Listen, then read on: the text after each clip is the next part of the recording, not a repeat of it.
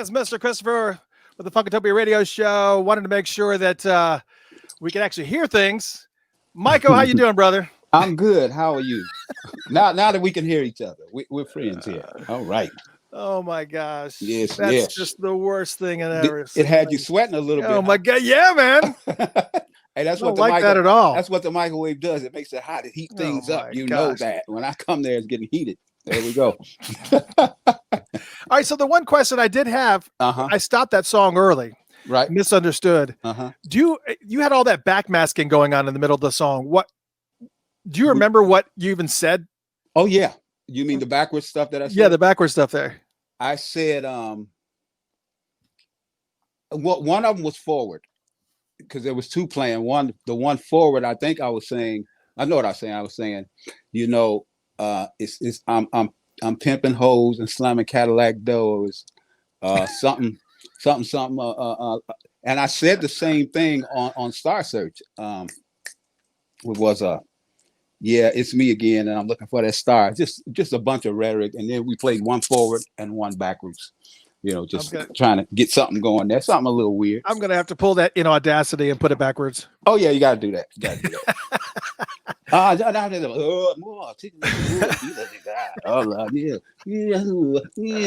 Yeah. That was the fun stuff. For those just joining us, and even for those who are already here, we had a little bit of audio issue, totally brought on by me. Totally understood. It's the wine, man. Well, yeah, it could be that too. But we have on board with us today the one and only Mico Wave. And for those of you, there's a lot of people that have not really heard you since 1987's Cookin from the Inside Out, and you've just been working. I've been busy. And, man, you've been really, really busy. So, and it's been such an honor to actually get an opportunity to have you on board and just talk. You haven't really done a whole bunch of major interviews since over 30 years. I haven't done any major interviews. And when I saw what you were doing here through a friend of mine, a mutual friend, Lenny, I was like, okay, this is where I want to tell my story right here with Mr. Christopher. And I said, put it together, man. He did. Well, I appreciate it. Hey, man, this is a good platform. I love it. So yeah, I haven't really done anything that it's all been newsworthy or talk worthy. I just didn't want to talk about it yet, you know, for several reasons. I didn't have a record out. There's nothing to talk about if you don't have a record out. Always had somebody else's record out. I you know, or I was overseas, or it was a lot of stuff going on. But I stayed under the radar. You know, I didn't want to get out there too much. It's tough in that world. For those that don't know who you are, you know, tell us a little bit about, you know, where you're from, how you got your name, Mico Wave, and the whole process. Okay, well, the process. It started. I'm from Illinois, small town called Champaign, Illinois. We'll come back to that because that's going to tie into your whole Minneapolis thing. We'll come back to that. And I started, you know, at a really young age with my family, my brothers, my father, my uncles. Let's say my father and my grandfather, my uncle, all of my older relatives, and even my older brothers were all musicians, and I was the first one to really leave the city at 18, and I moved to Peoria, Illinois. Matter of fact, I heard you and what's his name? Morris Hayes talking about Peoria last week. I was like, okay, they're talking about my city. So I moved there musically. I left my dad's band. I was playing keyboards. I am a musician, so I do play. I play everything basically.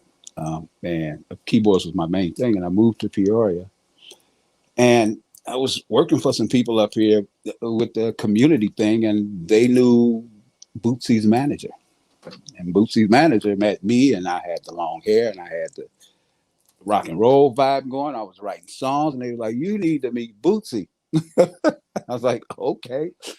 I really wasn't really aware of the funk because I was from a place called Champaign, Illinois, and there wasn't a lot of funk going on there. There was a lot of jazz, a lot of blues, and different things. And So I wasn't really into it. I always thought George Clinton and Bootsy Collins were the same person because of the makeup and the stars and the boots. Yep. And so until I met Bootsy, I was like, okay, it is you. And when we met, it was instant. You know, we became brothers, man. He was my big brother. He's about 8 years older than me. He moved me to Cincinnati immediately. I lived in the house with him and mom and sister and nephew for a year or so out in the boondocks is where I lived with them. And our rooms were across from each other like real siblings, our bedroom. So we had our 4-track recorders. Each one of us had one. And we just, first thing he said was, let's just write music, write everything you can. I don't care if it's country, rock, funk, R&B, jazz, blues, write it all. And we would just write and pass tapes across the hall every day. That's all we did, every day. And at some point after about 6 months, I was like, hey, man, I am 23. I do need to get out into the city sometimes. I need to meet some people. Mm-hmm. So I ended up moving into the city after about 8-9 months to a year and moving in with Catfish. And so I lived, Boosie's brother. I lived above Catfish. Catfish lived in the first floor, and Boosie's another house that Boosie had. Catfish lived in the first floor. I lived in the second floor. Catfish didn't really dig us too much doing music over his head. Oh, that part. I bet. So so Catfish sent me to Japan. He's like, hey, you got to go. He sent you to Japan? Yeah, we put a band together. He's like, go to Japan for a while. I'm tired. So I went to Japan, and while I was in Japan, we were there for about 3 months. I guess Cat missed me because he called back. He's like, you got to come back. You got a record deal. Okay. That's when I signed with Columbia. And that's the short story, you know. It's a lot longer. So what is the music genre that people are listening to over in Japan at that time? So did you kind of feel like you had to find your niche? No. In Japan, we were just playing top 40 R&B. They love that, and they know more about it than we do. If like they'll know things that we're just learning about James Brown because now we have the internet and documentaries and different things that we can see about artists. They were always on top of that. They read, they study it. They were telling me things about people like James Brown that I didn't even know when I was over there. And that was 1985. They're really smart when it comes to back then. Yeah, well, it seems like Europe, and obviously China's not in Europe, right? But over on the other side of the pond, they seem to have a really big advantage of being able to really get into music and facets of music that, like funk. Yeah. In London, is huge. Yes. Like brand new heavies are like our U2. Yes. And it's not. I guess I just don't understand why there's such a disparity in the style of music that we listen to. They're more eclectic than we are. We get stuck in radio. They don't really care about that. You know, this is what's hot now. This is what's hot next week in flavor of the month, flavor of the week. And we commercialize everything. They don't care. This is like, we just want good music. We can still go to Europe and break R&B records. We can't break records here. We have to go over there first nowadays, you know. So it's a big deal when you can break a record overseas, but it's harder to break it at home. Did I lose you? Okay, there you go. No, yeah, I'm here. Yeah, I wanted to make sure that the focus was on you. Oh yeah. So and they love music. They love real music, and versus and nothing's wrong with things that happen here with your NSYNCs and your boy bands and this and that. They'll and you know as well as I do, they'll dig into the deep cuts of whatever music, if it's good, if it's great. Here, it's whatever the radio sells to us, and that's what we roll with. Yeah, and I think we had a little bit of an advantage in the 80s and 70s, I guess. Yeah. Because I guess the stuff they were pushing was actually good quality music. There you go. Quality. That's it. That's what it is. That's the word. But right now, everything that's on the radio is so disposable. Oh, yes. It's, you know, a year down the road and it's gone. That is one of the words. That is one of the reasons why I have 10 albums complete, and none of them have been released. And I want to talk about that Yes. but before we fast forward to that, Yes. you said you were signed to Columbia. Yes. I signed to Columbia. And I had your album on cassette, and I also had a CD, and I lost both of them. Oh, but wow. tonight we're going to be having a vinyl party.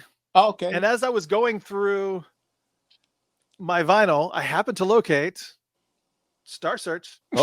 Shep Pettibone remix. Shep Pettibone remix. Shep did a great job. I actually happened to locate this album, and it's pretty fantastic. He did a great job on that. Loved it. Yeah. It's Shep. Yeah. So great job. Yeah. And for those of you who are missing the visual component of this, you can join us on Facebook, facebook.com/Funkatopia. So I see you drinking wine. I think I'm gonna join you. Yeah. So tonight, go ahead. I did Foxbrook Sweet Red. Anytime that I drink wine, I divulge who it is. Okay. So that's that kangaroo wine that you're drinking. Yeah. When I had the studio built, I said I gotta have a bar in here. They like no space for it. So what I did, I said, we gotta go solo with you. Put it in the air. It's up here. Oh my gosh. You got the whole setup. Oh yeah. Hey man. I spend too much time in the studio. Yes. All right. I'll let you open your wine, and then we'll do the cheers. Oh, okay. No, but we can keep talking. I can talk. Yeah, no, we're gonna talk. Open. Yeah. So you're on the label with Columbia. Who else is on Columbia at this time with you? And so tell me what your typical week looks like. On Columbia at that time, and there was my running buddy was Terrence Trent D'Arby. Yes. We were both on there at the same time.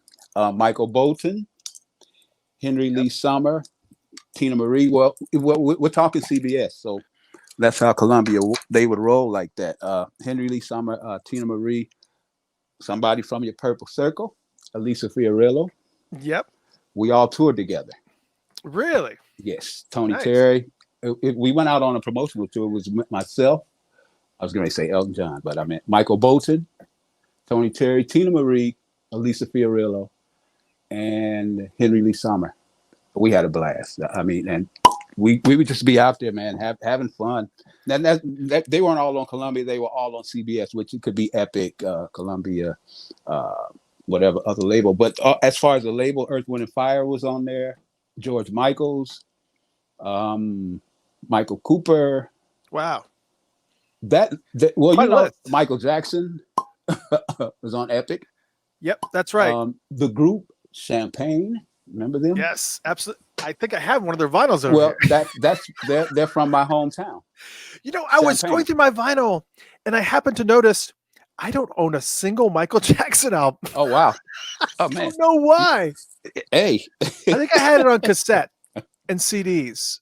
So I had Off the Wall on vinyl for a long time. There you go. Vinyl is business. You had to have Off the Wall was the group Champagne. I actually produced Champagne 4. I actually produced their last album.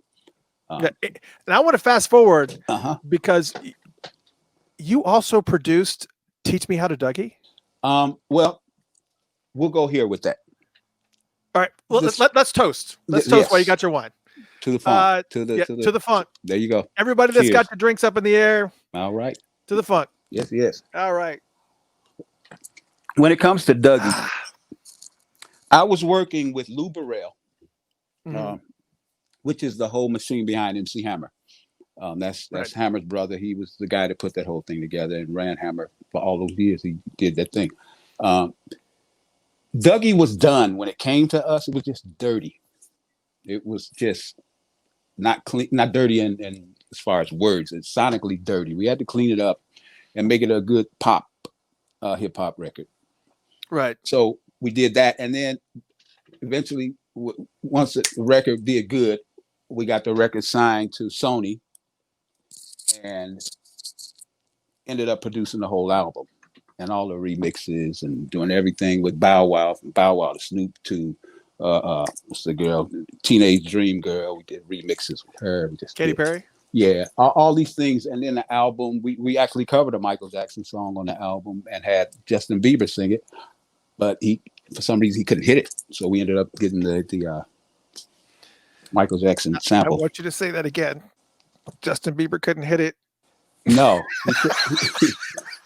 well, it was a Michael Jackson. It was could it be I stayed away too long? Oh yeah, And we That's wanted not Justin. we sent it to Justin, and he just couldn't reach. He could reach it. He said it would be better if you guys lowered the key for me. I'd do it better because Mike was high. He was like 13, not high, but singing high, and it didn't sound right when we dropped the key. So we ended up buying the sample from I think Joe Bett of Michael.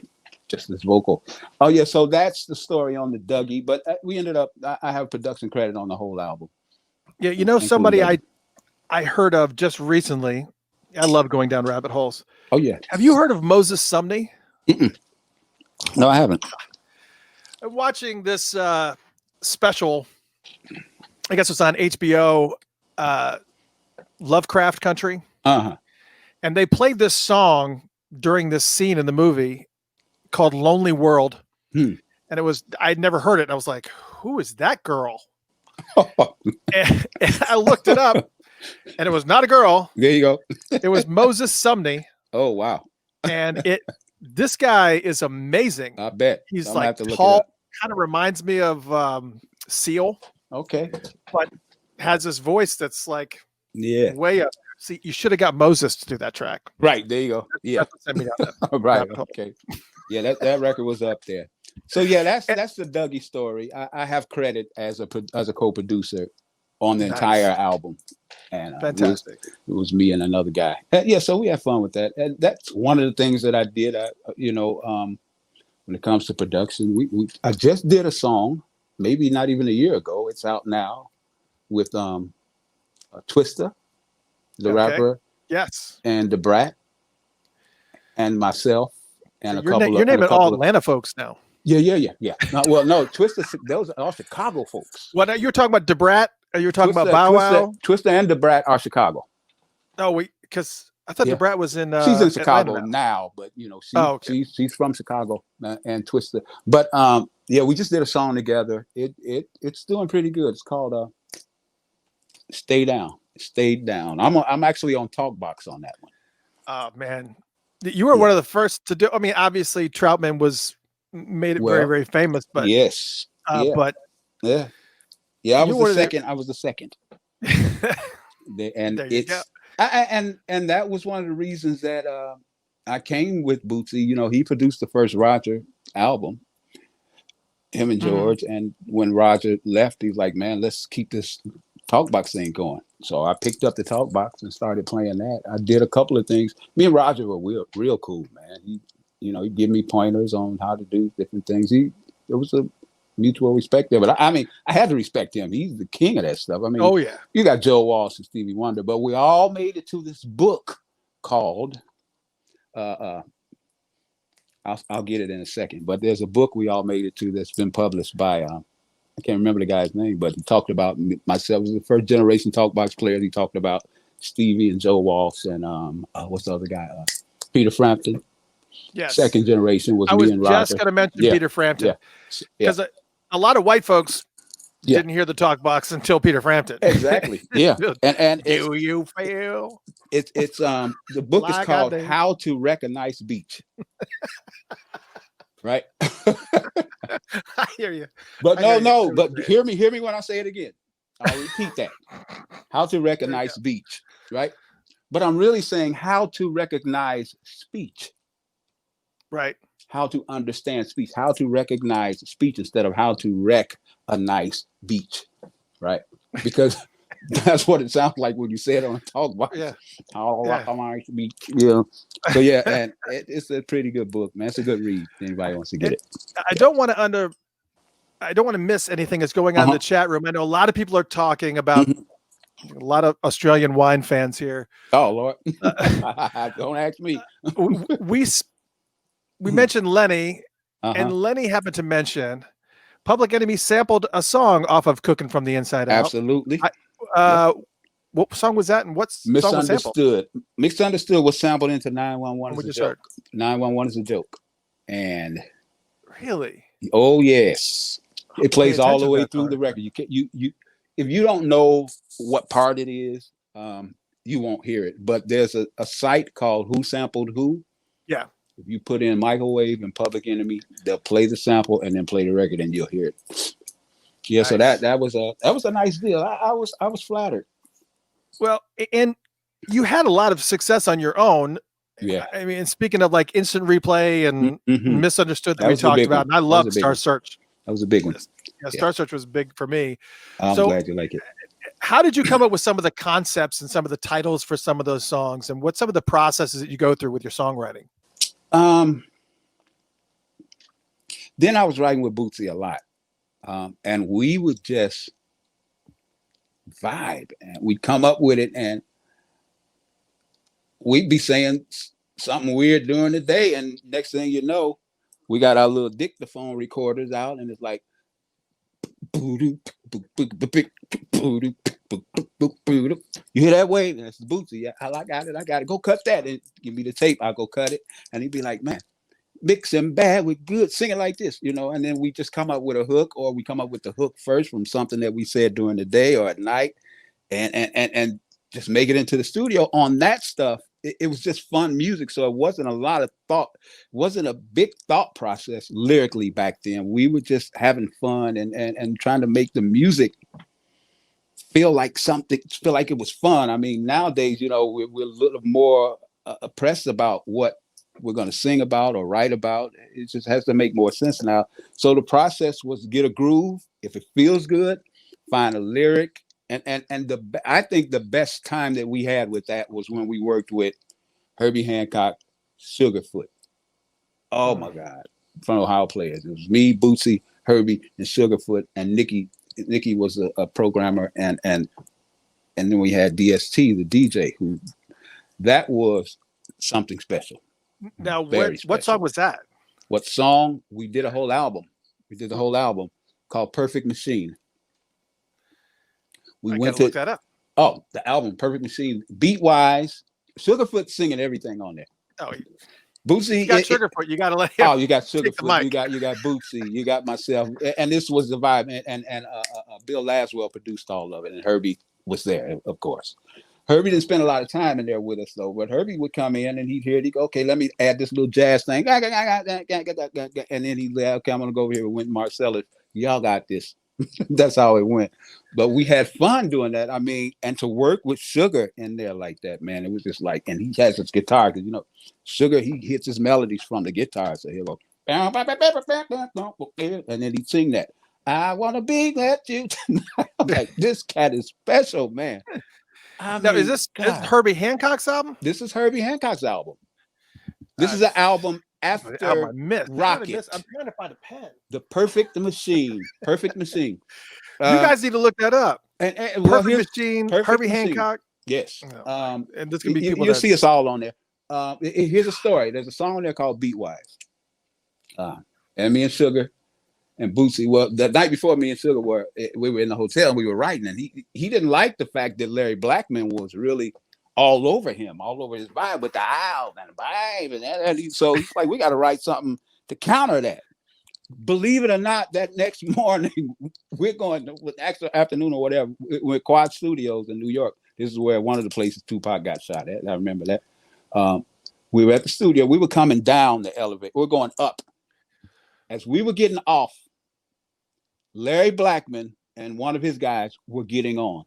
And it's the first time him and Sugar met at that point since he stole his vibe or whatever. I'm like, what's about to happen? And me and Bootsy looking at each other like, here we go. And Sugar said, what's up, Larry? Sugar said, I'm just doing me. Sugar said, Larry said, yeah, I'm trying to do me too. Right? Now, that didn't end there. So we're working on a song called Beatwise. Now, remember the one that Larry did was called Word Up, that sounded like Ohio Player. Word Up, ow, all of that. So Beatwise, first verse was beat wise.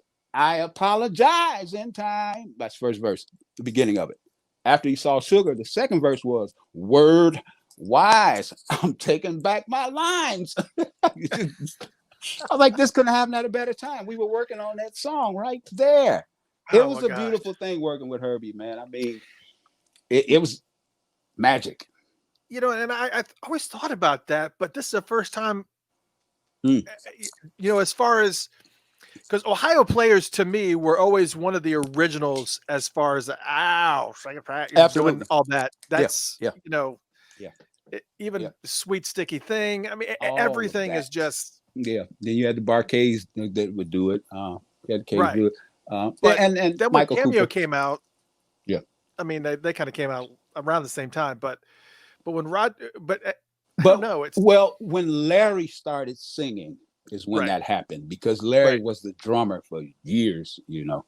They had other singers. Remember, it's like 14, 15 of them guys. So when Larry started singing, he went straight to that. Ow. Why straight to Sugarfoot. And you know, Mm, which is it's not a bad thing. It worked for him. You know, he's still living off of it. Cool stuff there, man. Cool stuff. that's true. Very cool stuff. Still You living know, off it. that was it, man. And just that vibe. I'll give you another one. Malcolm McLaren. Um, that was me, Malcolm, Jeff Beck, Bootsy, and whoever else we would bring in there. Oh my God, that was something special. That album, that Well, was very and so special. you've got your own stuff out, and with Cooking from the Inside Out, you're kind of Mm-hmm. overseas, and kind of give me a little bit of an idea about, you know, the sound starts to change over to New Jack Swing at that point. Ooh, we. So how does that actually have an effect Well, on you, your touring, your writing? where we were, we had just got off of the Took them from the inside out, all the live tours and everything, and off of the promotions. And I went to Chicago to start working on a new album. I finished the writing, came back, recorded some stuff, and then after I'd get it all done, we presented to Bootsy, and then we'd go in the studio. But we ended up going to back to New York to get it to start the deal up, the record deal over this, to re-sign. And they were pretty much like, nah, we're not we're not gonna do it. We're not doing another record with you. Like, okay. I said, but work on some stuff and let us hear it. So I did. I worked on stuff for about a year. But within that year is when everything shifted musically. This was like 91 or something. Everything shifted from what we were doing, which was electronic funk, and we were killing it, to Teddy Riley, Belle Biv DeVoe, Bobby Brown, Babyface, so on, so on. That changed everything. And so naturally I go, okay, well, I need to adapt that sound and take that to Columbia and see if they'll sign on that. So I went, this is true story. So I had a manager and we went to New York, went to Columbia, to the building, New York, a CBS building and Sony building that then, maybe. Got to the front desk like, hey, it's Mico Wave. It's like, I don't know you. Nobody in there knows you. The lady, I said, well, okay, well, what I have is a demo. I want to give it to my people here. It's like, let me tell you something. I remember she's an older black lady sitting at the front. She said, I have something. This is what you do with your tape. Go out that door there, go down, get in the elevator, take it down to the basement floor, get out of the elevator, walk around that corner, turn left, turn right, and you'll see a dumpster. Put it in there. She said, I'm going to save you. She said, I'm going to save you a trip. Yeah, this is what she told me. She said, I'm going to save you a trip, Mico Wave. She said, I don't know who you are. They don't know who you are. She said, this whole thing has changed since you were here. She said, throw it away. This industry is brutal. Oh my gosh. I'm trying to tell you. Another sip here. Yeah. And so I did just that. And that is that's how I'll lead into this thing. So that album is done. That's 1990. So I just go back. I'm like, you know what? Bump this. I'm gonna go make some stuff that I want to make. So now I got 2 albums done, and nobody wants them. And because it's not because I'm old. I was only maybe 30 at that time. Right. They just wanted what they wanted Keith Sweat, they wanted what they, and I was hitting. Roger couldn't get out there. Nobody could. Midnight Star. These were all home people. We were all Ohio at that time. Right. There's the deal. We all right into the deal. Ohio players. We all out there, just everything. And it's like, man. So '94, I joined the deal. I've been pretty much the one of the lead singers of the deal since then, off and on. Went to Japan, and so and then we're talking about these albums. So and then I'd record another one, and about every 3 years I'd record a whole album, get it done, the label, the pictures, everything is done, and then I won't release it because all I keep hearing in my head is, "I'll tell you where to take it to, the trash can, the dumpster down there." This, So and I'm thinking this is what people's heads are. I recorded songs with Tony Terry. I recorded with everybody.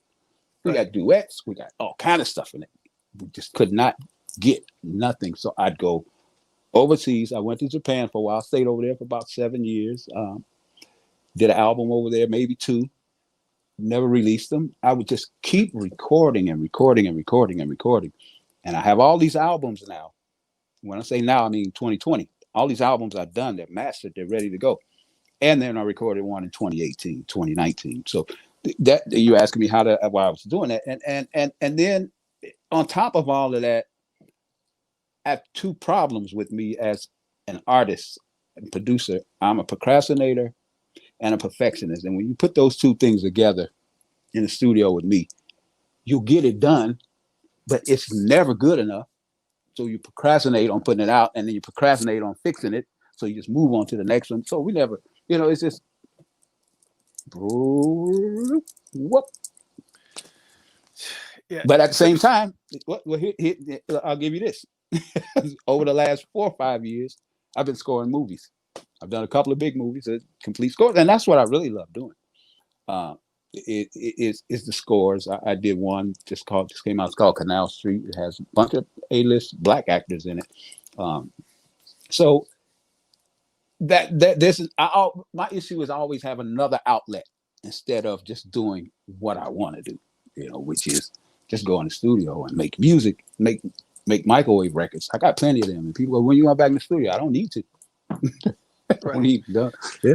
Right, because I think when we originally talked, before we even got together tonight, you told me on the phone, we talked for a good long time that night. Right. You told me that you have like a dozen albums in the can. Yeah. They're just sitting there. They are. And we go ahead. No, I was just going to say, so, we know that you've been putting together all this music since Cookin from the Inside Out came out in 1997, but you just divulged that you were doing film scores and stuff. Right. Let's talk about albums that are going to be coming out now. Okay. Yes. You have got something coming. Oh yeah. Very, very soon. Yes. I've got the 2018, 2019 album that I just did. That was kind of strange how I did that one. I hadn't done anything since Prince died. What year did Prince die? And then I'll get my bearings together here. 2016. Yeah, right around that time. Because trust and believe me, I am a big Prince fan. And yeah, you see everything behind me, right? Oh yeah. Let me put the solo on. Did you see all the Prince books over here? Oh yeah, and you haven't even seen my wall. It's just ridiculous. I might have to come down to Atlanta. I got a lot of family there. We'll get there. You stay on here with me. I've got a room for you to sleep. Okay, cool. I'm there. You got a place to stay. I'm cool. We are there. Stay on here with me. I feel better talking when you're on here. Yeah, okay. I feel like I'm talking to myself. So that makes me crazy, man. I want more wine. Like, I'm talking to me. So when Prince died, man, it kind of threw me off. It's like, man, what happened? He's got that vault of music. I got a shoebox full of stuff. There's nothing near what he has, So, and I just kind of laid back musically, man, and just kind of watched what was going on around him, or around what was going on with him, and I just didn't have the chops anymore in the studio, and I was like, what is wrong? I can't get this together, and so I went into my RV, man, and I was doing some work in it, tearing it apart and rebuilding the inside. For 2 weeks, I listened to nothing but Prince. Everything Prince I had, B-sides, A-sides, deep cuts, not deep cuts, stuff ain't nobody heard, stuff Prince didn't even hear. You know what I mean? So I'm just listening to everything Prince. And I found, after those 2 weeks, I found my bearings. It was like, okay, I get it now. I get what I'm supposed to be doing. My issue was every album I did, I was making for a label or that time. This is what's hot now. This is flavor of the week. This is what you need for that movie. This is what Herbie needs. This is what Champagne needs. This is what Twister needs. So on, so on, so on. Never once was I writing and going, this is what I'm feeling. I feel like writing this. This is what's in me. So I'm going to bring it out. I was always, over the last 25 years or so, was always writing for someone. So it had boundaries. You know, don't go here. I want to smash this wall, but I can't because then it's not popular anymore. I want to smash this wall, but I can't because then it's not R&B enough. I want to smash this wall, but I can't because then these people won't like it. I had to take after listening to Prince for 2 weeks and nothing but Prince all day long, it made me see again that write from your heart. Write what you feel. Don't worry about what you sounded like on the last album. And I heard Prince say once, everybody wants me to sound like Kiss or like I sounded on Soft and Wet. I did that already. Yeah. So I had to come to those terms that I just have to write what I'm feeling. I have to record what I'm feeling. I have to sing what I'm feeling. I can't worry about these thresholds and this box that we have. That because and when I worry about that, that becomes okay. That's how I'm going to eat. So I found another way to eat. So I have 2 boxes now. One box is this is going to feed your this is going to feed your bank account. This is going to feed your soul. So I like working in this box. That box is still there. That box is a movie. That box is a production. You know, okay. So then I have 2 boxes, and that's how I work now. So I have a bunch of albums that were cut in this box over here about the bank account. It's good stuff, but it gets old. So I still have to release. Right. So each album that I release has a year on it so that people don't confuse themselves with, like the first one that I'm releasing from that set is called going to be One of Those Nights. 1990 is the year that's on that album. So don't confuse it. Like I just recorded this and this is what I sound like, you know, and this is, and so on, so on, so on. So there now I have all these records. They're all packaged. We packaged them all. They're ready to go. We're going to release one about every 3 months. We're releasing albums like singles over here because we got them. But right now I have released, well, I didn't release it. You're the only one that has this. I don't know how many songs Chris sent you, but yeah, Chris sent me quite a bit. Yeah. I'm still going through them. A little bit of shout out here from McFarland said Canal Street was fat. Oh, right. PH then. Fat. That's the movie. That's the movie that I scored. That's one of the movies I scored. I have not seen it. Oh yeah, you got to go see that. Yeah, you got to see that one. Yeah. He also said, "Don't be caged. Release yourself." Exactly. He knows. Yep. He understands then. Yep. And you know, and he did send me a lot of stuff. And there's some tracks. What did I have? Some tracks lined up. Before Shots Fired. Yeah, is great. I'm glad you like that. Yeah. So I want to play that. Play that. I want to play that just one a second. But before we play that, tell me about Prince Night. Oh, Prince Night. Prince Night is a Prince tribute band that I still have. We just haven't done anything for a while. We were not Prince impersonators. We were the tribute that played all Prince all night with me as the lead. Nothing wrong with that. And when you said tell you about Prince Night, people are funny, man. We can't. You're gonna play the hits, and that's it. They don't know nothing about deep cuts. You play one, they're leaving like don't know what that is, because those fans, they know Purple Rain, Kiss, 1999, Raspberry Beret. They know that list, and when you go off of that list, you lose them. It's like I went through this with Purple Experience. Those are My my good guys. friend Marshall Charloff. Yeah, I know Marshall very well. Marshall used to come see us. Yeah, Marshall's a great guy, a great Prince, I guess, impersonator, Right. tribute artist. Who would you? Uh-huh.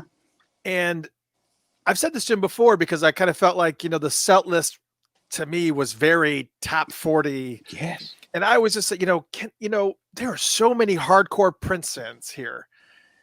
Can you break out something like a "She's Always in My Hair" or something that's not really too deep? Yeah, but how many? And he gave me the same answer that you're about to. Yeah, how many can you do? You do because Prince has 200 deep cuts. You like Right. Whatever, no, deep cut 7. This other real Prince fan likes deep cut 21, 22. Right. You can't get them all. So one of the things, man, let me ask you, who you've seen a lot of impersonators. Who's your favorite? And how do you feel about Prince impersonators? Let me ask you that. Now that he's gone, right, it's imperative that they exist. Right. Okay. That's all there is to it. It was kind of a little confusing to me while he was with us. The same reason why, the Motley Crue impersonators, right, yeah, all these bands that impersonate acts that are already with us, they're still with us, and still actively playing. So, I would honestly say I really kind of feel like Purple Experience is probably one of my favorites. Okay, just because of the fact that Marshall does it all. Right. He's been part of that world. Yeah. Oh, yeah. He's great guitar player, great piano player, gets good falsetto, strong vocals. What do you think about Jason? Jason from Purple Rain. Oh, Purple Rain. The recorded stuff that I've heard that's in the demo quality types of things were good. Were really good. But some of the live clips I saw really didn't do much for me. Right. So I think a lot of stuff gets lost in translation when you watch videos on YouTube. So I get to see them live. Look at the David Letterman one. I'll take a look at that. Purple Rain. You'll see me on keyboards. Really? I ran that show. I ran that show for 7 years in Vegas. Yep. Nice. Another thing I did. Yeah. He's good, and we just did it again. We had 2 shows running because he went on tour. So last summer I put in another show at the Tropicana for him with a different Prince guy that we pulled up. A lot of people thought that you were part of the Purple Circle because when you came out, everybody thought it was Mico Weaver. Yeah, that's crazy. And I was. And it wasn't until Misunderstood, if you're listening to the lyrics of Misunderstood, when the girl that's singing there says, Mico Waving. Right. That you realize that it's Mico pronounced Mico, like Mico Wave. And obviously that makes more sense with the title. Yeah. But and wasn't there a story where Mico tried to call himself Mico Wave and you guys had to handle it? I don't know if it was a typo, but because I've been Mico Wave since as an artist in public since 87. Mico Weaver probably got with Prince. We heard his name in 91, 92, 93, maybe. I don't know. So whenever, I don't know, my manager back then was like, hey, who's this guy? He kind of slipped into a Mico Wave one time. It's like, oh no, we're going to flip that back out. And so they flipped it back out. And I'm yet to meet Mico. I want to. I'd love to do some music with him. And he was real. But when the album came out, even myself and my friend that brought the album to me was like, "Oh man, Mico Weaver's got a new right." And your sound was so Purple Circle. Well, that's where I come from. Well, right, but and it was so I'll give you another example. Melded in that template. That's where we were all there at that time. Musically, that's where we felt things at, man. And I come from, Morris Day. I don't know if he's got anything to. He's from Illinois as well. Right. Yeah. Springfield, about half hour away from my hometown. Jesse Johnson, Peoria, Illinois. He's from Rock Island. It's an hour away. Liv Warfield, Peoria, Illinois. Maserati, the guy Chris Screamer. me and Screamer grew up together musically in this area. So we were all musically, and we were all digging Prince. We saw that. Oh man, I got to tell you the story about that one. Yes. Tell it. Lord. We had no idea that we would meet up again. Screamer was in Japan with me for at least a year over there, working with us over there. But I was in Peoria. I was, in fact, that's where I'm at sitting right now. But, and I heard this song called Body Talk on the radio. This was 1984. And I was like, what is that? Wow. And it's like, that's the deal. And I found this record store. I bought one cassette tape in my life. And that was the one I bought. I ran to that record store. I wore the wheels off of that cassette. Everything on there I loved. It just embodied everything that I was about musically, but I hadn't done anything like that yet. They were Prince fans. Prince was Dio fan. He has a wall, a portrait that he had painted in Vegas when he was at 3121, and they ended up moving it to Minneapolis. But I guess it's his inspiration wall. He has all these artists, and the deal is on the picture. So and when I heard it, I was like, man, I love this group. I got to figure out who they are. And I ended up meeting Bootsy not long after that, and they're all Cincinnati. I got to Cincinnati and I met them guys, man. And as much as I love them, I ended up being the lead singer of the group. It's like, how does that work? It's like, this is crazy. And those guys are my best friends, man. And we're like family. And it's just something, like I said, I bought one cassette in my life, and that was it. And between them and Bootsy, and what's really crazy is my father grew up in Cincinnati, and I didn't really know that. We used to go there every summer. My cousin played with Tiger Bobby, played with James and Boots and all of them. So we're all family out there, man. And so with that, with all of these things stewing in this pot, the deal, Bootsy, Screamer, Jesse Johnson, everybody's in this area, and this music is just stewing in this pot, man. And when I heard Prince, I was like, oh, the first record, I was like, oh, okay, wow. I've been riding with Prince since his first record. He loses me at some points. I go, okay. Yeah, there's always some point for everybody. Yeah.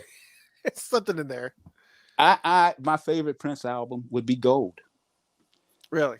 For various reasons. I like it sonically. I love where he sat at that time. Matter of fact, I have an album called Public, Private, Personal. That's the only one on Spotify. Yes, that one. That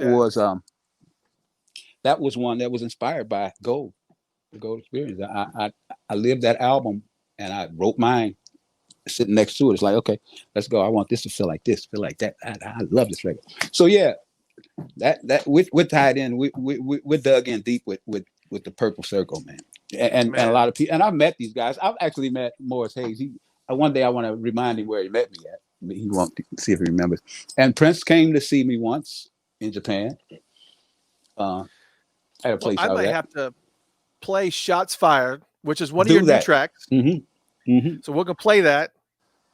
And I'm gonna go get some ice. Text to Morris. Yeah, tell Morris. See if he wants to jump in and say hello. We didn't have any plans last week. Right. I just said I'm just gonna hang out. We're gonna talk.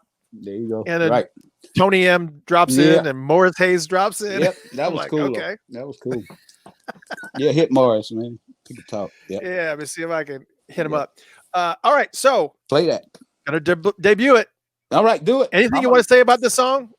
This is a brand new song. Nobody's heard this. This is the first one. The story that I told about sitting in there listening to stuff with Prince for 2 weeks is the first one. When I got out of that RV, I was like, I'm feeling something. So I borrowed stuff from maybe 10 of his songs and just put them all in this pot and just mixing them up. You'll hear the influence. He's gone, man. I want to continue. I want to carry on his sound, and I think I'm good at it. I try to be. I want to be. This is Shots Fired, and it's something that my bass player used to say. He'd say something to somebody and go, ha, shots fired. Like, okay, here it is. But there you go. A brand new track from Mico Wave. Shots Fired. There you go. Here you go.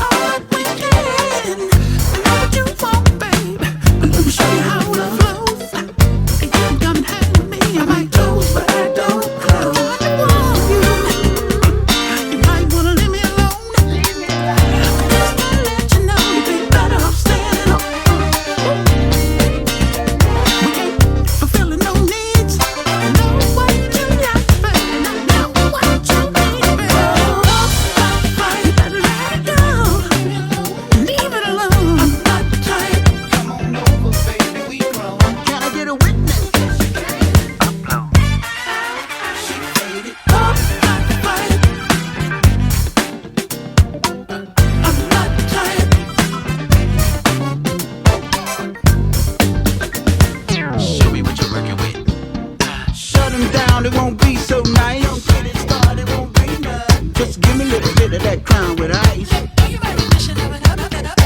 I wanna show you my rendition of an upload and make you feel like you're head of the household. Time popping like it's glass on the wet road. I'm trying not to let it flow. Can we kick it? Like Wilson Pickett. She say she wanna go cuz. Before this, did you really know who I was? Here's your VIP pass. Leave your sister and your ugly friend at home. I'm really trying to warn you. I said you might wanna leave it alone. Don't let the fool get cold. Off the boat. Ain't turning up. We ain't running no race. We're gonna mess around. We're gonna mess around. I'm gonna catch a case. Catch a case. What I'm gonna do? I'm not tired. Come on over, baby. We grown. Upload. Shots fired. I'm not tired. Upload. Shots fired. I'm not tired. Upload. Shots fired. Let me show you my rendition of it. Shots fired. Shots fired. Shots fired, man. Yeah, man. And you said, leave your sister and your ugly friend at home. You know where I got that line. Yes. Well, what I was coming off of was I that, know. Bruno Mars, where he said, bring your sister and your ugly ass friend. I said, no, leave your sister. I thought you got it from Prince. Did he say Where that? he says, leave your sister and your underwear at home. Oh, yeah. But yeah. That's the melody, yes. But the actual line was, yeah, leave your sister and your ugly friend. It was when Bruno said, bring your sister and your ugly ass friend. Yeah, so that was like a combination still. I have my hand in two cookie jars Brand on new that one. track. Oh, Shots fired. Shots fired. Nobody's heard that. Nobody. So Only you got it. that's it. You got it. You got a You bunch guys of them. heard it Mhm. right here on the show. Mhm. Everybody can hear me, right? I got freaking Andre saying he's a troublemaker. Oh wow. He goes, I don't hear you. He's just trying to make me sweat again. Oh wow. As long as you can hear me, that's fine. I hear you. Yeah. I heard you last time. Yeah. Brand new song. Man. Shots fired. Yeah, that was Oh my gosh. Yeah, that's about a dude getting old is what it's about. Right. Well, I still we're never going to escape that, are we? No, we're gonna do that. We're gonna do that. I switch from Crown Royal to wine.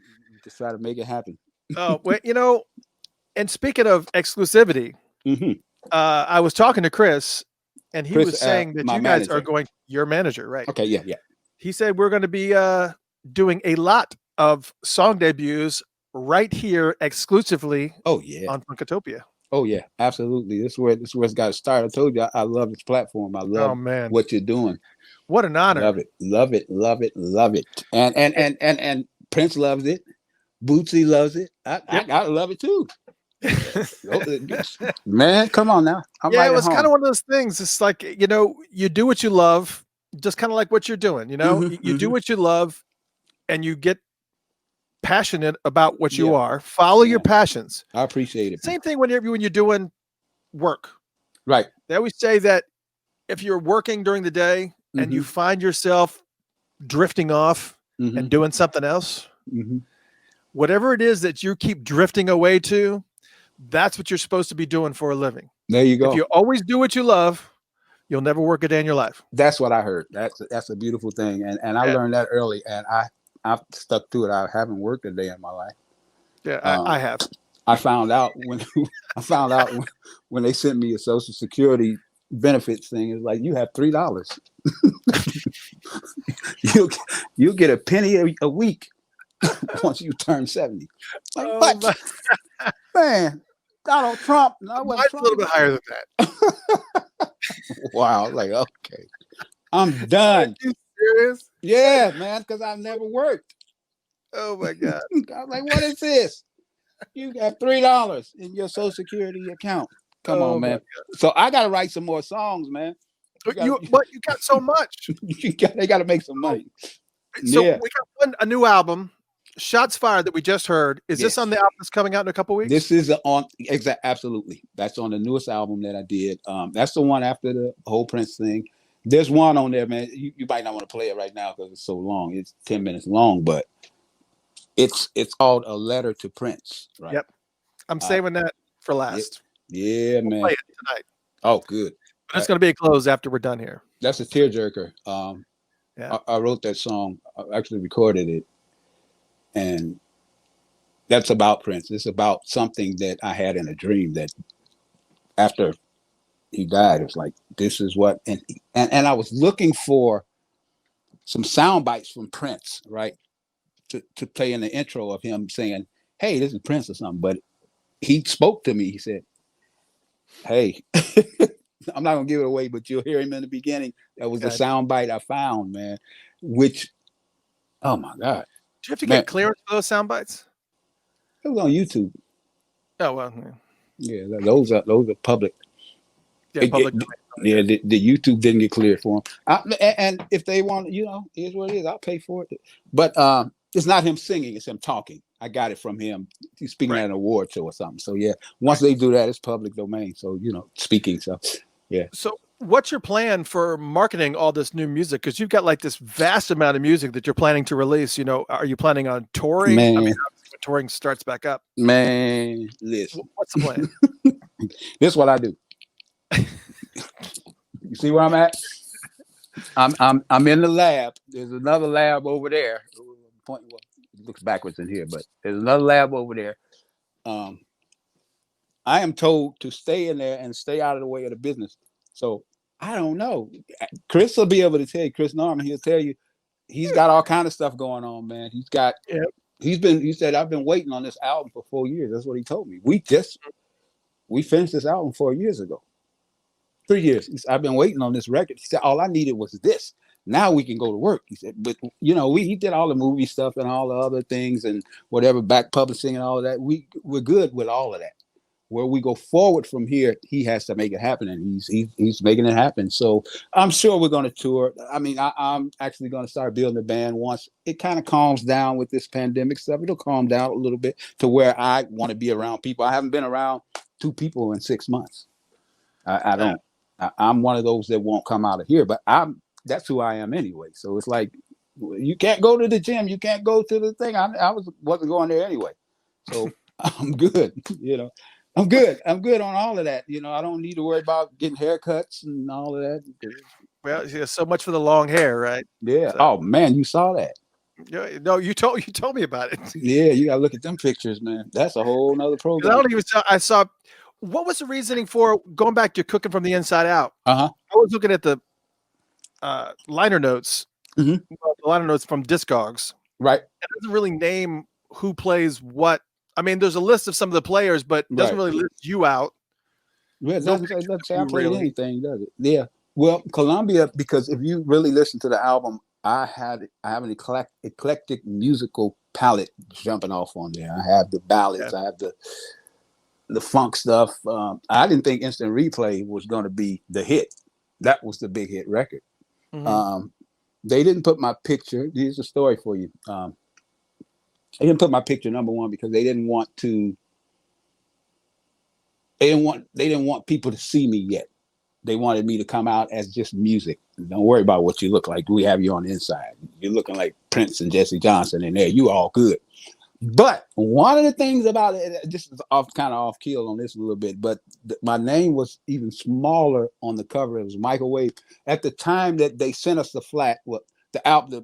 album cover test, they sent it to me in Detroit, to me and Bootsy, and we were in the studio with Malcolm McLaren when it got to me. So FedEx brings it like, here's the album cover. Malcolm was there. He looked at it like, oh, that's nice. Malcolm's girlfriend was Lauren Hutton. I don't know if you remember her, the actress. Yes. She was in the studio with us. That was his girlfriend at the time. And she looked at the cover and said, Michael, where's your name? And my name wasn't that big. And she was like, call the label. She's like, call who? Bootsy called. She told somebody, call the label. I want to talk to him. She got on the phone with somebody at Sony and was like, hey, what is wrong? Why is his name not bigger on this cover? They're like, who the hell is this? Like Lauren Hutton. Hold on, let me. They changed it when she told them. It's like, oh, wow. Like, you need to make his name bigger. This is Lauren Hutton. I can't. She would have nothing to do with it. But she was cool people. So they went. They That's redid the cool. cover. But yeah, they wanted it. They really wanted it to look like that. But as far as players, I mean, we had Maceo. We had Bernie Worrell. Bernie played piano on one of the songs. Bernie, man. Woo, Bernie felt like I was his son. He really thought that. And I thought that, but he really wanted. We were like, he would come see me in Japan, man. And the biggest one was Gary Scheider, man. Yeah, and once again, Lenny keeps coming up. Lenny Beeson keeps coming up. But he connected me with his son, Garrett Scheider. Oh yeah, Garrett. Yeah. And that album, yeah, his albums are just. I haven't heard it. It's like where Parliament should go. Should have gone. Okay, I have one of those. Fashionably Late. Yeah, let me tell you, that album. You got to listen to Garrett Scheider. Anybody out there's got Garrett Scheider. Yeah, his albums are just have that same type of wacky, funky Bernie Worrell, Wizard of Woo feel. Right. It's the whole thing is there. It's the whole package. And that's funny. I never, and I still don't, and I don't think they do either. I don't consider myself a P-Funk artist. Musically, I was produced by a P-Funk artist. I wrote with a P-Funk artist. I've produced and written for P-Funk artists, but I don't think my music was ever P-Funk. I eventually went into that with an album called Fashionably Late, which is a probably 2006 album that I did. You'll hear all of that P-Funk stuff on there. I actually did a song with there's a song that Gary Scheider has out called Beautiful. Yeah, so beautiful. It's on MCA. I don't know if you ever heard it. Yes. Gary. Well, guess what? That's not Gary. That's me. The whole record is me. Indescribably divine, flawlessly you strut your design. You're beautiful. Yeah. That's all me. Gary. Man, the only thing you're missing is the diaper. Man. Well, what happened with I'll just give you the backstory on that real quick. I was signed with MCA at first for my first deal, and they didn't go with we 12-inch deal, so we wanted to go with the album with Sony, but MCA was like, we want to put this record out anyway. But Gary and George had produced this record called Beautiful on MCA, but MCA said we want to put it out anyway, just put it out under Gary's name. They never took my voice off or me playing Talkbox or instruments. So if you hear that song, not taking away from Gary, but we all knew what it was. MCA just wanted to put it out. Like, we spent the money, we're putting it out. Well, you can't put it out under Mico Wave, so we'll put it out under Gary Scheider. So there you go, there's that. But I did a song with Gary on the Public Private Personal album, which is an album from 98, 99, called Lady Rose. Gary played guitar on it. All this music is there, man.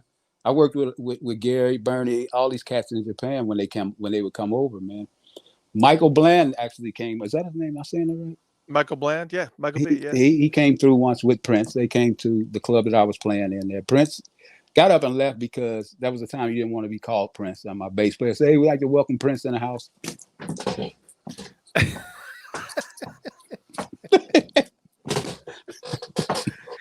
That's the same way with Dave Grohl. Well, first off, I got another shout out from Eddie.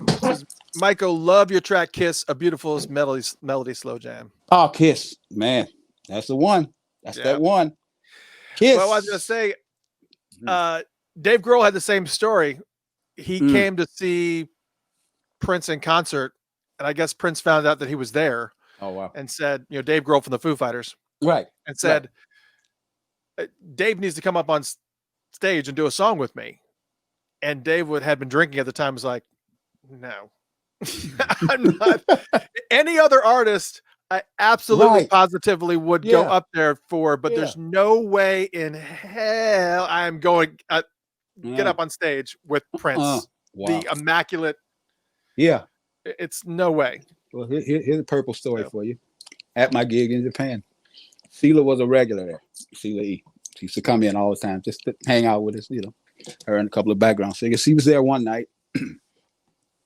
And she got on drums for that one night she did. And I was like, Sheila, solo. She's like, nope. And all this stuff is on video. It's on YouTube. She's like, nope. But she kept playing the beat. I'm like, solo, Sheila, come on. She's like, nope, I'm not doing it, Mike. All right. End of the night. She's like, don't do me like that, right? She was playing up the street the next night at the Blue Note in Tokyo. We finished our show. I went there with her, and she saw me in the audience, and she was like, "Yeah, we got Mico Wave in the house. Come on up, Mike." And she handed me the drumsticks.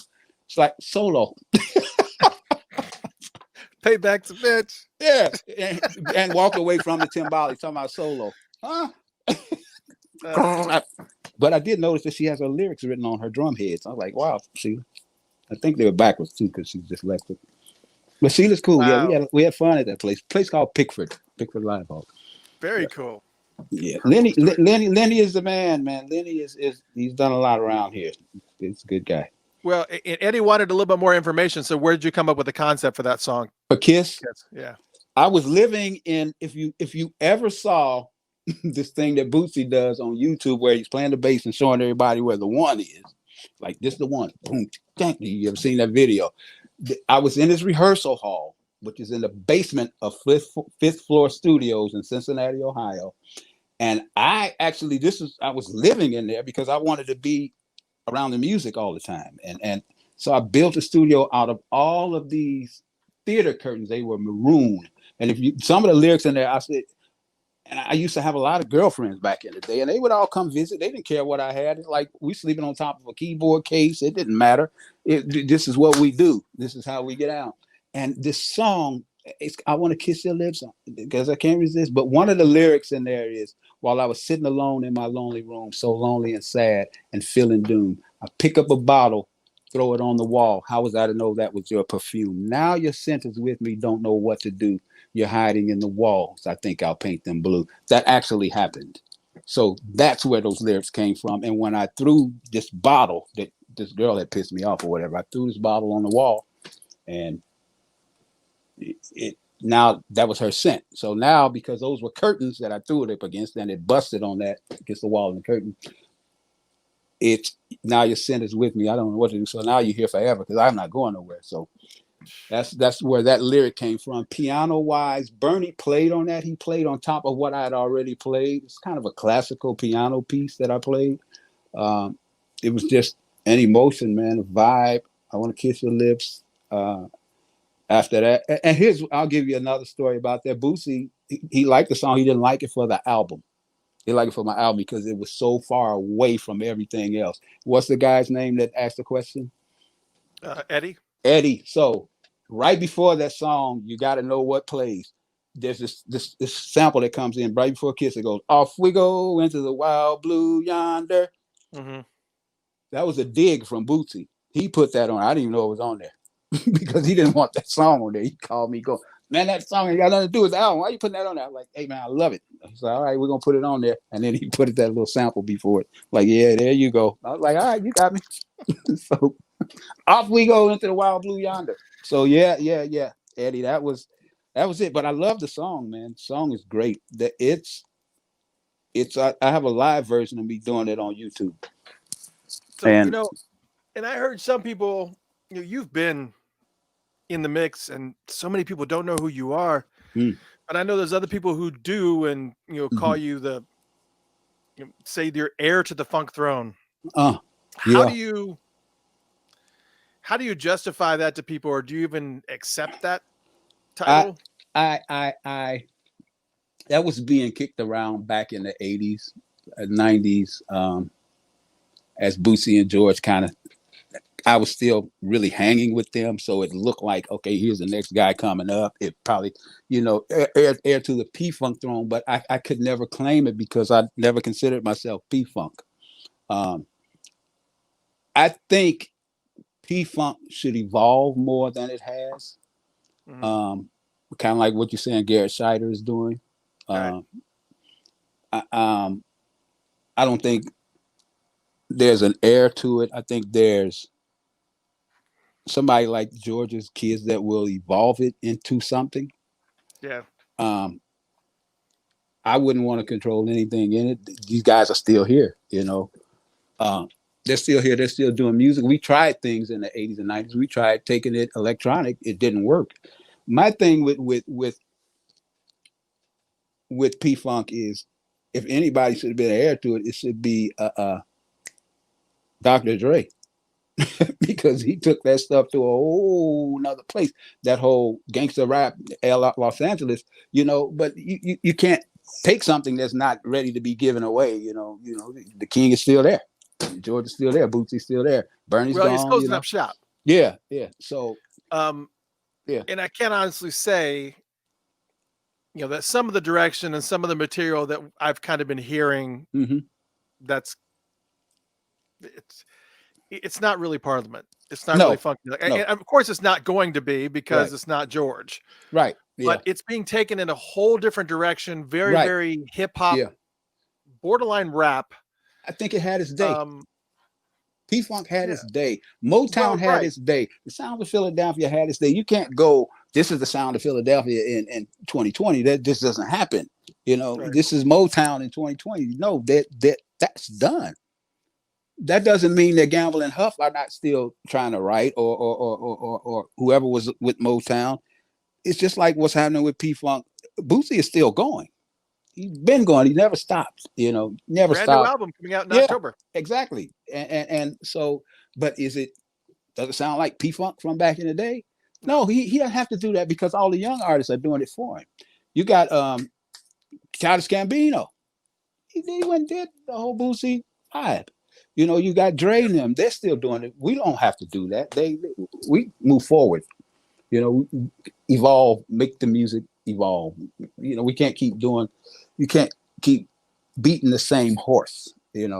There's a time for everything. Midnight Star, that sound, that whole Reggie Calloway production time, Jam and Lewis. Everybody has their time, and then you either move on or you try to stay there, but nobody's gonna stay there with you. And you just be stuck there. And then get out while you can. Somebody will carry it on. It won't be me. And it's cool. I love it. So what's coming out in a couple of weeks? What type of vibe are we going to get with this first album release? Kind of what you just heard. I'm always eclectic musically. I am, because people are. Right. People are more eclectic. You look at, I make playlists now. I don't make albums. I make a playlist that you will love to listen to. Everything's not going to feel the same. It's not going to sound the same. Sonically, it's not going to be the same. There's one on there called that I've got with the Notorious B.I.G. on there with me. I've got one with the Deal on there. I've got a ballad. This Prince thing, man. This letter to Prince. It just drives me crazy every time I hear it. And I wrote the song. I still cry when I hear it. And that's bad or good. So expect music. Expect a lot of Prince influence on this album. A lot of Prince, because this was right after he died, and it's kind of my ode to. This is where I was at the time. There's some Talkbox on there. Talkbox to me is an effect. I don't use it as a mainstay. I use it as an effect, like the one you just heard. There was Talkbox all through there. A lot of people didn't hear that. There's some rock stuff on there. Come Over Here song called Come On Over Here. It's rocky. You would swear it was done in Minneapolis at Paisley Park. But that's where I come from. I come from REO Speedwagon. Those were my next door neighbors, literally. They lived 4 houses down from me. This is where they used to rehearse. I grew up with these guys. REO, Cheap Trick up the road. We live in a rich musical town. There wasn't a lot of other stuff going on. You have such a great voice that, to hide behind like a Talkbox. Right, yeah. Here's more shout outs here. Jeffro Jam says, Wave, nothing but love and respect to you, bro. Hey man, appreciate it, Jeffro Jam. I've heard that name before. I've seen him on my site here. You got to check out some of his music. I would love to. I'd love to see a collab. And that's the thing, man. I don't know anybody. That's another thing. So now you're going to make some stuff happen here. Absolutely. I'd love to collab with everybody. Was asking about a collab earlier. I don't remember who that was. Maybe they're still in the. Now, now I know all the guys, man. I'll tell you this: in the industry, well, I'm the most unfamous famous guy out of all of us. For real, everybody. Is that bad to wear with pride, man. It's kind of good to be able to go to the store and nobody bother you, right? Yeah, man, exactly. Now, but I'm working on. I'm doing a thing that's kind of like unsung, but it's called Almost Famous. I'll tell you more about that. You might. Yeah. It's a deep one. I'll tell you more. I can't talk about it right now. I probably shouldn't have said that. I'm gonna hear about it. But yeah, I like where I am. And another thing that happened was I wasn't ready for things to happen so fast to me, and it scared me. I was like, hey, so slow this down. I'm touring. I was touring, man. I did 30 days and 30 and the money, man, it was like, oh my God. Because up until, like I said, I never had a job. So up until I signed with Columbia, I never had $100 in my pocket at once. So I went from not having $100 to $250,000. And it's like, oh, what am I supposed to do with all of this? I had no idea what I was doing. And my manager, around the time I got married once, and he was like, what do you want to do? How much you want to take with you on your honeymoon? I was like, I don't know, give me $30. Oh, because I didn't know. I didn't know what money was, man. I had no idea. And then we just got all that money, man. It was like, oh my God, what is this? What are we supposed to do? And my bass player, he knew about money. He was like, man, he said some number. I was like, okay, I'm gonna go rent a car. I rented a car for a year. It's like, he said, nah, man. So yeah, my life has been crazy, man. But you know, we could talk about music or my life, and it's all just as interesting to me. It's just been ridiculous. Everybody has things. What I was saying was, you know, you have such a really good voice, and you use Talkbox a lot. Very, very reminiscent to me of I don't know what happened to your camera. No. T-Pain. Yeah, now a lot of people don't realize. Yeah. T-Pain is a great vocalist, singer. Yes. Yep. A really good singer. Yep. And for him to hide behind this auto-tune, like for the majority of the career that people know him. Yeah. And I guess he decided, I need to let people hear my actual voice. Yeah. And so he was on The Masked Singer, and nobody knew who he was. Absolutely not. Yep. And it was just like, who's Absolutely that? Not. Yep. And T-Pain would have been the last person, because when you hear auto-tune used, you think, assume that person can't sing. You can't sing, so you're hiding behind auto-tune. But who was the first one to use it? Auto-tune? Cher. I did not know that. If you believe in love. Oh yeah. I feel that was the first person to use it. I'm because, not a fan of Cher. Right. Well, that auto-tune was yeah, I get it. Auto-tune was invented to she won't ever come on the show now. Your vocal. If you put it on real thick, it becomes your vocal. And you know, hip hop found a way to do that, and it cheapened the Talkbox. So anybody that was playing Talkbox, like, over for you, because everybody's doing it now without that tube hanging out of their mouth. You know, so we just kind of just let it happen, and Talkbox is never going to be the same. Talkbox was an art within itself. Learning how to hold that tube. It has to be in 6 different positions in your mouth. You have to play a keyboard. You have to be able to play a keyboard, first of all, to get it to work. You know, so there's a lot going on with that thing. And I don't even own one. There's not one in my studio. Somebody called me the other day, can you play Talkbox on the track for me? I was like, yeah, if you buy a Talkbox. Huh? I don't own one. That's how much I care about it. 6 different positions in your mouth. I mean, I know it works. I always just thought it was just kind of like sat back in your cheek and picked up your voice, and you could. That's what everybody thinks, but it's like a harmonica. There's different overtures, different tones, different places you have to have it. You can bring it forward, you can bring it back, you put it on this side, you can how you move your mouth. It's like a harmonica. There's a lot of things going on with that Talkbox that people have no idea of. You know, where your tongue sits, where it sits.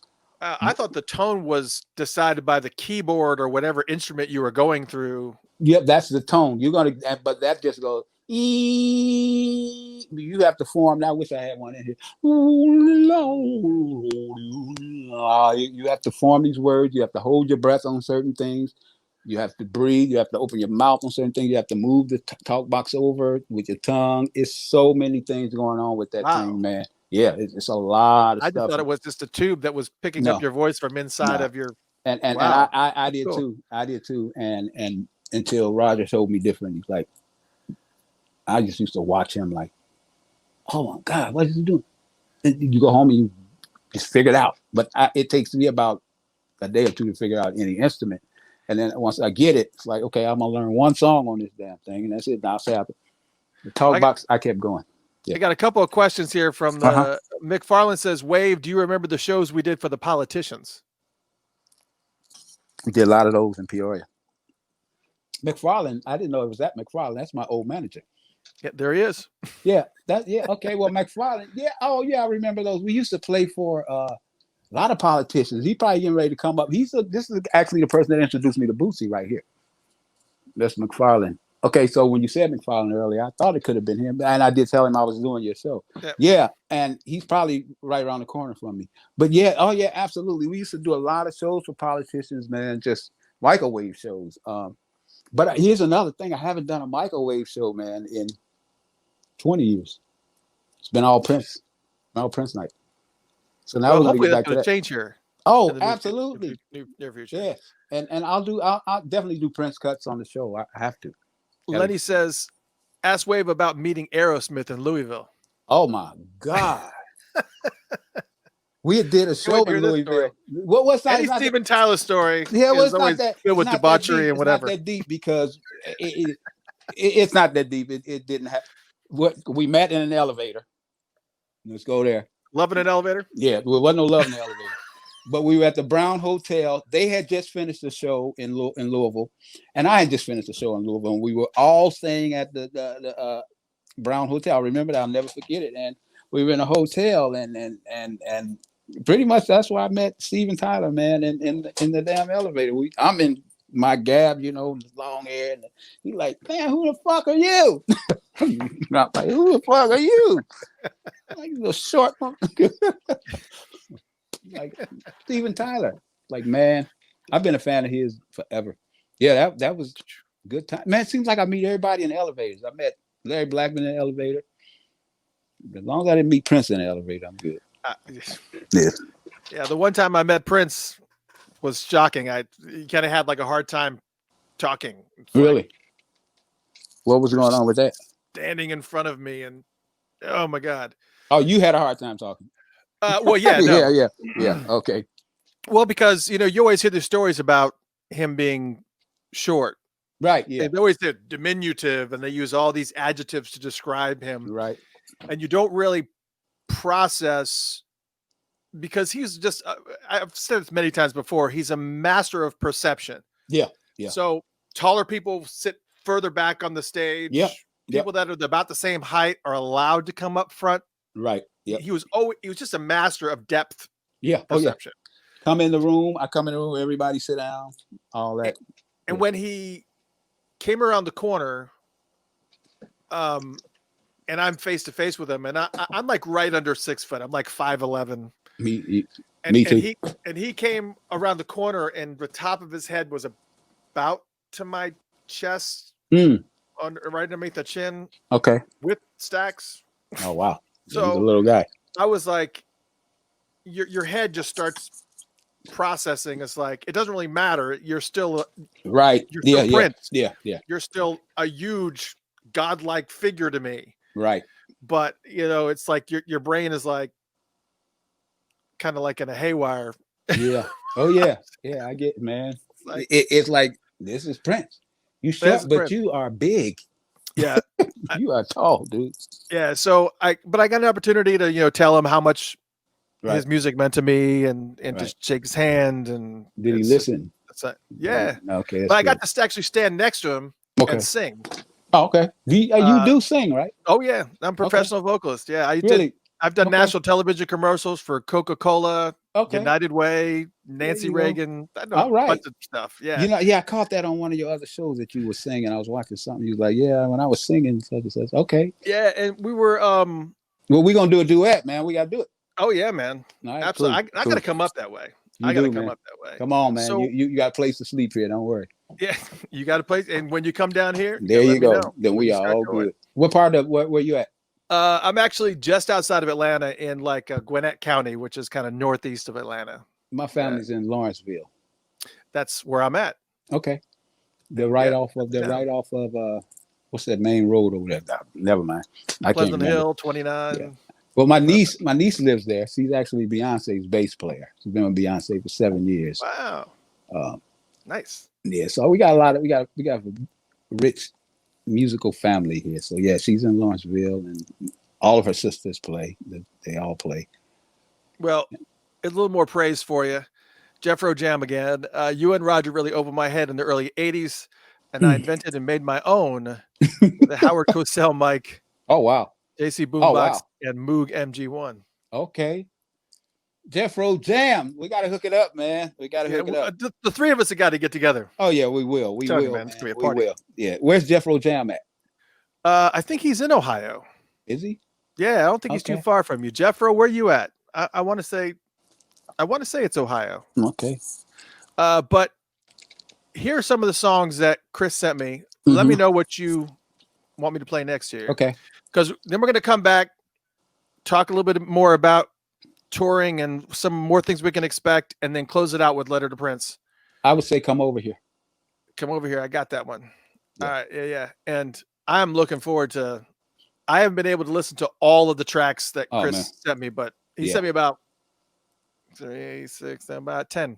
Yeah. That's part of the album. That's a piece of it. Yeah, I want to, and I definitely am very, very interested in hearing the album that you came back to Columbia with. Oh, yeah. Yeah. Because Yeah. right around that period was very, very close to what you were doing with that, with the Cookin from the Well, inside out. Yes feel and no, and but vibe. that's when they made me change all of it. Oh, This album is called Face to Face, right? Why? Because it sounds like Babyface and all of them guys. That's why I call it Face to Face. Right. But now the album that you want to hear, that's Fashionably Late. Yeah. That's why it's called Fashionably Late, because that would have been the spinoff from Cooking from the Inside Out, but it came out in 06. Didn't come out, but I recorded it in 06. Yeah. That's the So- one you want to hear. Yeah. I am going. Is that going to be released? Yes, all of When? them will. I have to look at the year because everything it has a divine order here. It's chronologically, not chronologically, but whatever. I need that one now. I'll get it for you. We'll get you that. We'll get you that. Matter of fact, Chris called me today. Chris Norman called me today. My manager, he called. He's like, man, we forgot about Fashionably Late. We got to get that one out. I was like, all right. So we'll get that one to you quick. I'm so looking here. Oh, For yeah, right you'll love now, that one. Yeah, you'll love that. Let's listen to Come Over Here, Oh yeah, come on and then over we'll here. come back in Yep. and finish it up. Yep. Here we go. Come over here, right here. Another track not heard Yes. anywhere else There you except go. right here.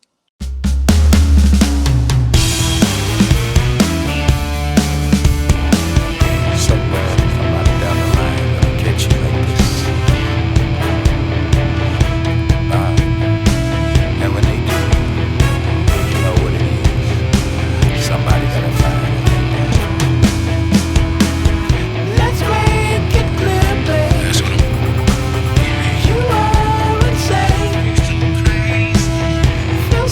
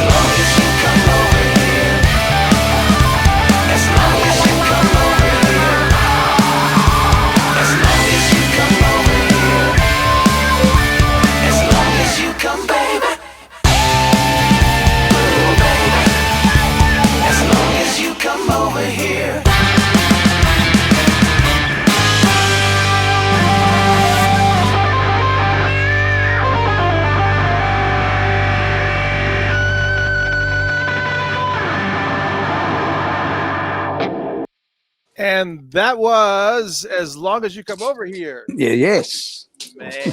So yeah, that's the rock side of things. Yeah, so everybody's asking, let's see, who was the last person? First off, let's do a couple of shout outs here. Mhm. Sapphire says people need to know about Mico's version of Don't Stand So Close to Me. Oh The my lyrics is God. incredible. Oh yeah. It's on YouTube. Yeah, Yeah, I love that one. I'm glad that they noticed it though. I didn't think anybody knew. see, I have like a list of things I got to look up. All right. Herbie Don't stand Hancock, so close The to me. Perfect Machine. Yeah. Look up some more of the Deal stuff. Yes. Fashionably Late. Yep. Well, you're gonna get that from me. That's not Don't Stand So Close to Me. That's a you and Chris Norman thing. He'll get it to you. Yeah, and then Elena says, "Did Mico Wave say that Divinity Rocks is his niece?" No, Divinity hasn't been with Beyonce in about 7 years. This is Lauren Tennell. She's been there. She replaced Divinity. Gotcha. Yep. Yeah, Divinity's been gone. And Eddie says, "Are these albums going to be available on iTunes? Where are they going to be available?" Obviously, Yeah. many of you have not heard this, but you're going to have some exclusivity right here on Funkatopia. That's right. The albums are released. Yes. Yes. Just so you know that. Special announcement. Yes. Here. That's it. You'll be able to get access to the albums right here on Funkatopia. There you go. Or at That's least it. a week before the album gets released. Oh yeah. Stay Absolutely. tuned here. And Right. I have no idea. I go. Chris just asked me for a bunch of wave files. That's all I know. And I'll talk to Chris. Yeah. Give me some wave files. Need wave files. I'm like, all right, here we go. Yeah. Yeah, that's where we are, man. We rocking out on that. When you said somebody had some questions or something. Oh, that was a question. Oh yeah. Yeah. I think that was the question. Yeah, man. Now somebody else is saying they can't hear me. You can hear me. Really? I don't know what happened. What keeps happening with this random audio stuff? Oh my God. Really? Yes. Run to the StreamYard. Oh. What's Lenny saying now? Lenny's saying, "Leave me 16 bars to throw some verbal rappability on that stank." On which one? So when we get together, it's gonna okay. be Yeah. Okay. Yeah. Lenny, he got to come on. Yeah, Lenny got to be there. Lenny got to be there. So it's good. Me, you, Lenny, Jeffro Jam. Yeah. Oh yeah. We're just gonna just throw down. It's a party. There's a party. Yes, sir. That sounds like a winner to me. Mm-hmm. Yeah. They say my headset is getting feedback sometimes. But can they hear you? They can hear you. Yeah, as long as they can hear me, that's fine. Okay. Yeah. There you go. I'll just Yeah, man. So I'm in here, man. I'm trying to keep doing the music, man. I want to send a shout out. All right, go ahead. Because I really want to do a song with this artist. I don't know if you know this artist or not, but I want to do a song with Marvin King. You know, I do not know her personally. Lenny does, and Lenny was hooking it up, and I still want to do this thing. I really want to do a song with her. She's an amazing artist, amazing. And So, what song or album got you into that mode about Marva? where I'm at now, this is now. She's strong. She's a strong vocalist, man, and I've been watching her for a while. You know, on social media and different places, and it's just like I want to do a song with her. I want to do one with Don Silva. Don Silva is P-Funk, one of those from the whole. I think she's Brides or Parlet Brides, and like Instant Replay. I wrote that with one of the, I think it was one of the Brides, Parlet's Malia Franklin. Remember, she was with Prince for a while too. Yes. She wrote Instant Replay. Me and her wrote Instant Replay together. Oh, I didn't know that. Yeah. Well, I wrote it, but she got in on it. There's a couple of writers on there. And yeah, so I like working with really, I don't work with a lot of male singers. I work with a lot of female singers. There's so much more I can do with them. I hear so much more. And Marva is just special, man. She is so special. It'd be a privilege for me to work with her on something. But we'll get there. Maybe somebody that sees this will give her my message. A lot of the Purple Circle. Watch the show. Good. Perfect. For sure. Yeah. So yeah, man, I am purple. I'm just a little off, maybe lavender. Mauve. Yeah, yeah. I gotta love Prince, and I know all these people. I know all these Minneapolis folks, man. They've all been around. We've all been around each other, man.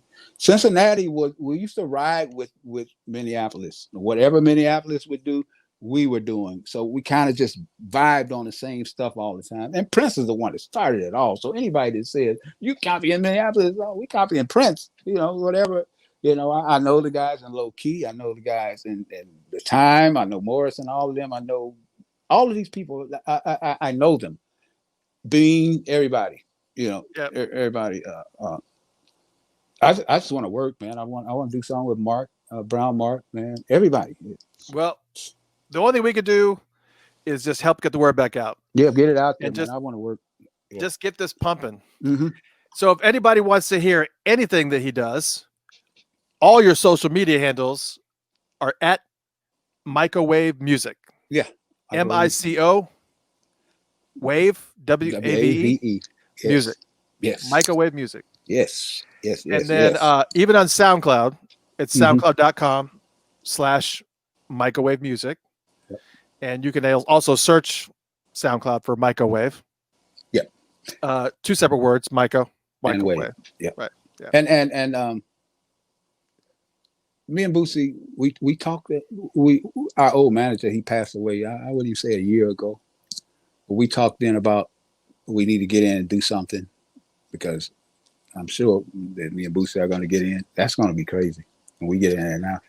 Yeah, I'm real interested to hear what you guys are going to do. Oh my God! Crazy. Primarily because of the fact that he's got this brand new album coming out in October. Yeah. You're releasing an album in a couple of weeks. Yeah.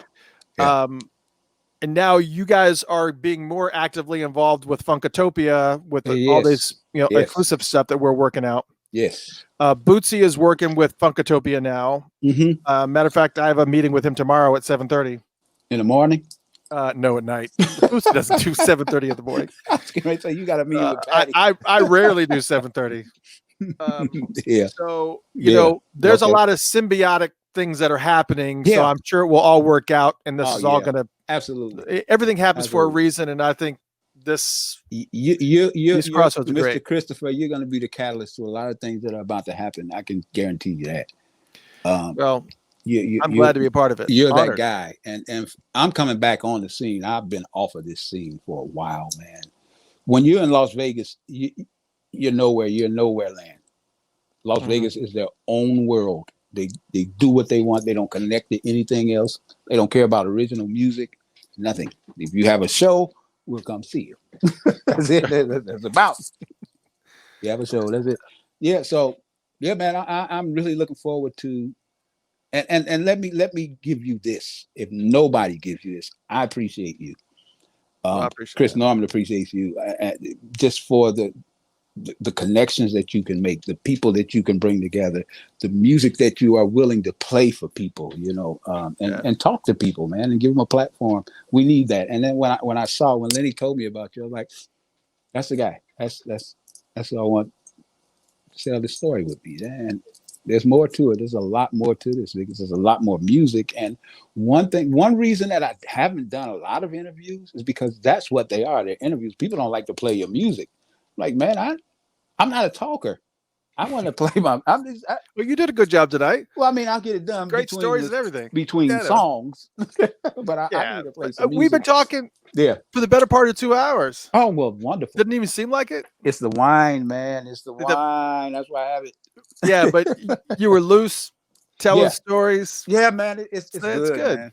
I'm good. I love your show. I love the way that it feels. I love it. That's why I say you have to stay on that screen with me. Because if I feel like I'm by myself, like if I can't look up and see you, it's like I'm talking to me. And for those watching on video, that's the reason why I stayed on the screens, because he was like, "Don't go away anymore." No, it sounds like I'm talking to myself. It looks like I'm talking to myself. Good. Man. So I don't know if I got everything. I'm sure you got some notes from Chris, and did we get everything on there that I needed to say or whatever? I don't know. It's a big cheers once again. Cheers. Mico Wave to your brand new album. Man, it's going to be coming out in a couple weeks. And thank you. Everybody stay tuned right here. Funkatopia. Yes. Because you will be hearing tracks from that album exclusively here. Yes. Plus, you'll be hearing tracks on the radio station. Mm. So if you guys do not have the app, if you guys watch the video but don't have the app, download the app. Yes. It's called Funked Up. One word, Funked Up. And you can get it on Android, you can get it on iPhone, and it's 24/7 funk radio. Obviously, huge Hey. Prince. But once this album is officially released, you're going to be hearing these tracks in rotation on the radio station. So, and not just the singles. Oh yeah, What we wanna play. got stuff. We got stuff. Yeah, We you- got you make the stuff. calls. We got stuff. Yeah. We got things, man. We got things to do. We got things Mico to do. Wave, thank you so much. Man, the pleasure has joining been us, all man. mine. The pleasure's been Yeah. all mine. Yes. We're going to be closing out with a song that we talked about a couple times already. It's the song A Letter to Prince. It takes you somewhere, man. It was what I felt. You'll hear me actually crying in the song. This is not nothing I was making up. It got me. It is what it is. Let's go. Yes, Yeah, it was rough Mr. time. Christopher, loved it. Thank you, Ladies and sir. gentlemen, a big virtual round of applause to Mico Wave. Man, it was so cool having you on, man. Man, it's a And I pleasure. can't wait Pleasure to- was all mine. Hear some of the other music coming. Pleasure was all mine. All right, here Yep, it yep. is, A Letter to Prince. Thank you, Mico Wave. Good night. Dear Prince, I'm sending. Michael Jackson has died. Whitney Houston has died. Amy Winehouse has been found dead. Elvis Presley. Jimi Hendrix's experience is over. The artist Prince is dead. We're just getting confirmation. Knew there was a place. I was pretty wild in my younger days. You don't have to do what I did. You don't have to make any of the mistakes I made.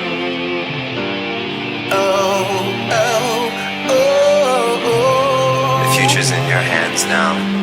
World is really yours. I don't believe that you're ever gonna come back. I gotta let you go. My soul is naked. I just need to go.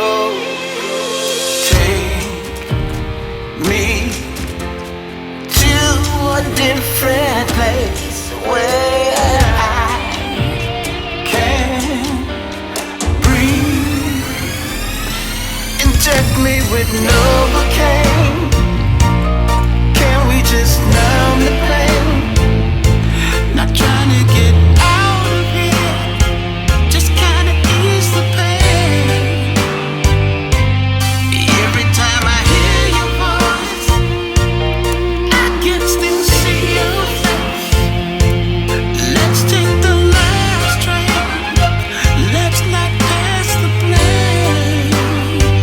She did it, he did it.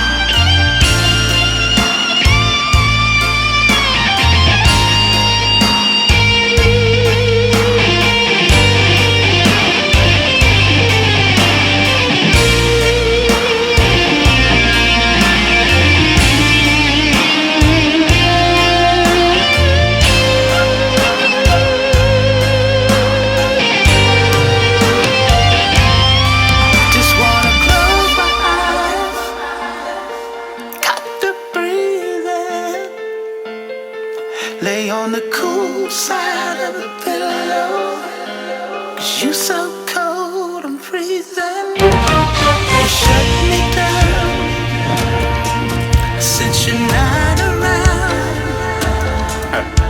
The songs that you sing, they're not in vain, but we can't see you no more. No more. No more. No more. Don't